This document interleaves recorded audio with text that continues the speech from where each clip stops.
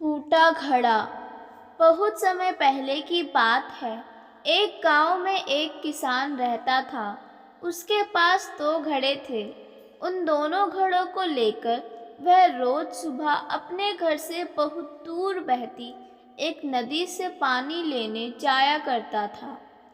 पानी भरने के बाद वह उन घड़ों को एक बांस की लकड़ी के दोनों सिरों पर बांध लेता और उसे अपने कंधे पर लाद कर वापस घर तक लाता था। रोज सुबह उसकी यही दिनचर्या थी। दोनों घड़ों में से एक घड़ा सही सलामत था, लेकिन दूसरा घड़ा एक जगह से फूटा हुआ था। इसीलिए जब भी किसान नदी से पानी भरकर घर तक पहुंचता, एक घड़ा पानी से लबालब भरा रहता और दूसरे घड़े से पानी रिसने के कारण वह घड़ा आधा खाली हो चुका रहता था। सही सलामत घड़े को खुद पर बड़ा घमंड था कि वह किसान के घर तक पूरा पानी पहुंचाता है। दूसरी ओर फूटा घड़ा खुद को नीचा समझता था और हमेशा शर्मिंदा रहता कि वह किसी काम का नहीं है। उसे ग्लानि महसूस होती कि उसके कारण किसान की पूरी मेहनत बेकार चली जाती है।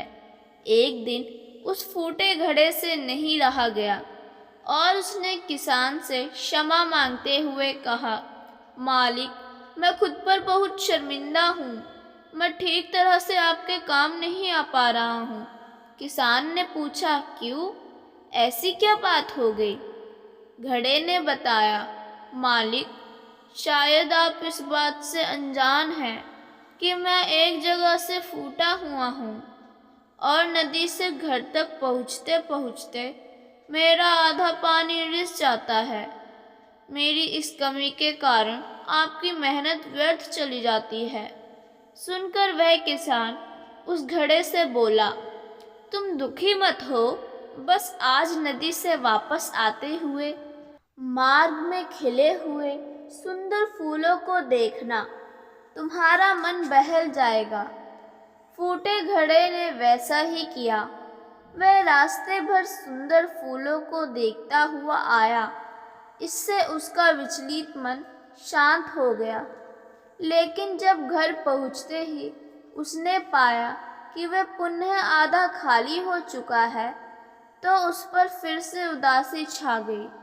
उसने किसान से अनुनय किया कि वह उसकी जगह कोई अच्छा और सही सलामत घड़ा ले ले। यह सुनकर किसान बोला, क्या तुमने ध्यान दिया कि बांस के जिस सिरे पर तुम बंधे रहते हो, उस ओर के मार्ग में सुंदर फूल खिले हुए हैं, जबकि मार्ग के दूसरी ओर सूखी जमीन है। ऐसा नहीं है कि मैं इस बात से अनजान हूँ कि तुम फूटे हुए हो।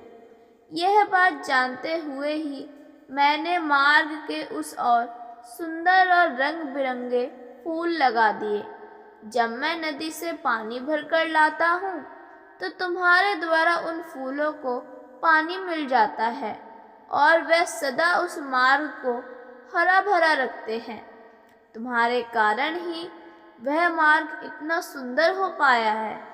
इसीलिए तुम खुद को कम मत आंको।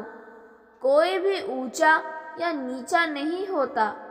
इस दुनिया में हर इंसान को एक रोल मिला हुआ है, जिसे हर कोई बखूबी निभा रहा है।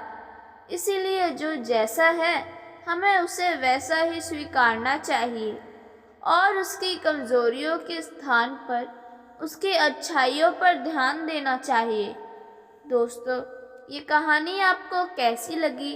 अगर अच्छी लगी हो, कृपया अपनी राय कमेंट बॉक्स में ज़रूर बताएं और लाइक और सब्सक्राइब करना ना भूलें। धन्यवाद।